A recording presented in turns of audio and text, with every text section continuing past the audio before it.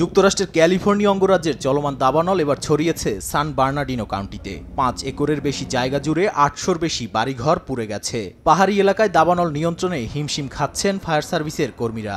মূলত স্থানীয় সময় সোমবার সন্ধ্যা থেকেই শুরু হয় দাবানল। এরপরেই স্থানীয়দের দ্রুত উপত্যকা ত্যাগের নির্দেশ দেন কর্তৃপক্ষ। দাবানলের ভয়াবহতার সাক্ষী হচ্ছে ইউরোপের দেশ ফ্রান্সও। দেশটির দক্ষিণের অড অঞ্চলের একটি গ্রামের অন্তত ২৫টি বাড়ি পুড়েছে। ১৩,০০০ হেক্টরের বেশি জায়গা জুড়ে দাবানল নিয়ন্ত্রণে কাজ করছে ৪,০০০-এর বেশি ফায়ার সার্ভিসের কর্মী। এছাড়া ২,৫০০-এর বেশি বাড়িঘর বিদ্যুৎ বিচ্ছিন্ন অবস্থায় রয়েছে। নিহত এবং নিখোঁজের খবরও নিশ্চিত করেছে সংশ্লিষ্টরা। সরকারের পক্ষ থেকে সব ধরনের সহায়তা দেওয়ার নির্দেশনা দিয়েছেন ফ্রান্সের president Emmanuel Macron.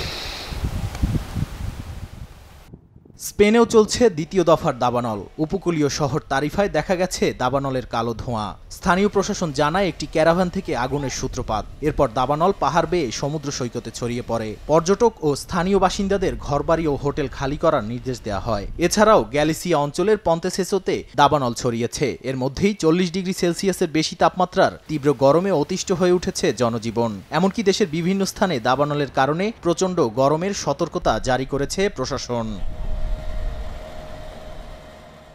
Nadim Marjan, সময় সংবাদ।